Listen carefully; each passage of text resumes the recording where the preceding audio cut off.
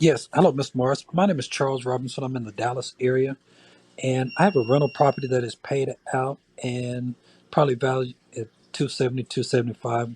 Wanted to start the process of get your opinions before I start the process of pulling the equity out, maybe 80% to put down on two or three other rentals to go in, or maybe a smaller multifamily property.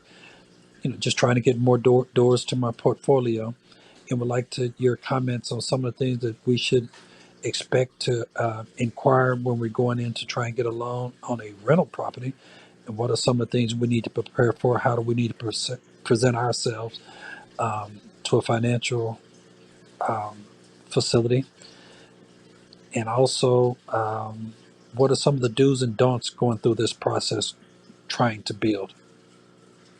Thank you for any comments and help. Thank you so much, Charles. So the question is, how do you how do you prepare yourself to get a loan on an investment property? That's essentially the question, right? Is how do you what items and things do you need to put in place in order to get financing for a rental property? So a couple of questions there. Obviously, how many properties do you currently have? It sounds like you have a few already, which is great. So obviously a bank is going to look at that. They're going to want to see your debt to income. Okay, so if you have a high debt to income ratio, you're going to want to work to try to alleviate that. So if you meaning you've got a lot of credit cards, whatever, now's the time to try to pay off some of those additional credit cards because they're going to pull that. They're going to look at that as a traditional financing option. Each lender and type of financing is going to have varying requirements, different paperwork that you're going to need. Private lenders may simply require just a basic relationship. Like a private lender might be just your Uncle Tom, just your Uncle Fred, just your Aunt Sally, whoever it happens to be, right? And they have some money and they say, Charles, we love you. You're always been a good investor. You've always done well. We'd love to lend you some money. So that could really just come down to simple structure from a personal relationship, and then you would set up a promissory note and what are the terms and conditions of you paying back Uncle Sally and Uncle Fred. I don't know why I can't think of other names. It's like coming up with random names. So Aunt Sally, you're going to pay Aunt Sally back over 5 years. You're going to pay her. You need to pay her an interest rate that is comparable to what we see currently in the federal for the federal 10-year benchmark rate. It needs to be something comparable legally. You need to do it comparable. You can't do it for 0%. It's got to be something that's comparable to what is currently happening in the financing environment to be adherent to the law. And you pay it back, right? It could be very informal. But then, of course, and hard money lenders also require different, maybe want to look at the after repair value of a property. So a hard money lender is typically used for making purchases of houses that you're going to flip, so they're going to be looking at the after repair value, and they're not really concerned about your personal financial situation, although they might a little bit. They'll still look at your credit and so forth, but mostly they're very focused on the asset itself. And home equity loans, of course, are similar. So home equity loans are going to be similar products with important differences in all of this.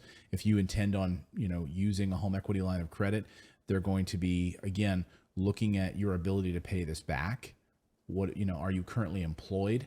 So if you're not employed or you are self-employed, if you've got your own business, your own small business, you're going to have to pull 2 years of records for that small business. It's obviously it's much more difficult if you're not a W-2 employee it makes no sense to me at all. I guess, it's ridiculous. People can lose their jobs anytime, but banks somehow believe having a W-2 job is less risky than you owning a flower shop, that has consistent income for the past 5 years. They're going to look at you more favorably if you work for a Home Depot or you work for somebody else where you have a W-2 for your employment. So, making sure that you have some steady stream of income and an ability to pay these loans back, that's one thing you're going to need to set up and make sure you're ready for.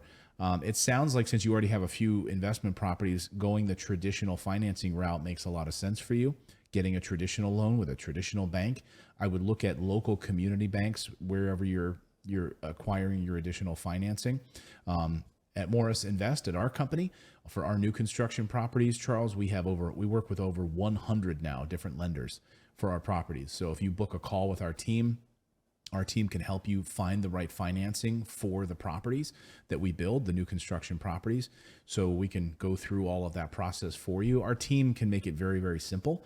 So even just booking a call with us is probably going to be one of the best things you can do. It's totally free. Just go to our website, just go to morrisinvest.com and book a 30-minute phone call with us, and we'll go through that process there. Bottom line is investing in a rental property or tackling some kind of house flipping project, can be risky ventures, right? And so you need to find out, the bank is going to want to look at how risky.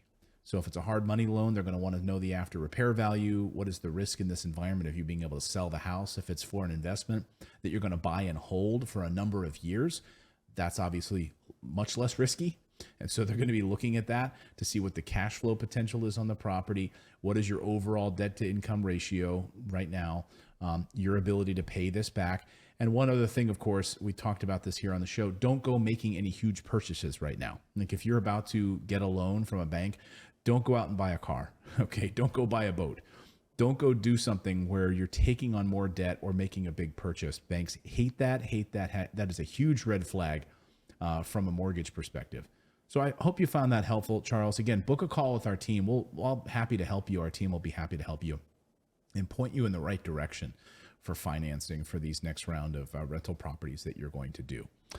Well, if you have a question, feel free to leave it on our voicemail line. Just go to morrisinvest.com, and there's a big microphone on the right side of the screen right there. Just click that and leave us a 30-second voicemail question. And my goal is to try to be able to answer them. I hope I give you a solid answer here, or at least point you in the right direction. Give you some guidance in that regard. So thank you guys so much for your great questions. Now go out there, take action, become a real estate investor. I believe it's the number one way to build wealth. We'll see you next time, everyone.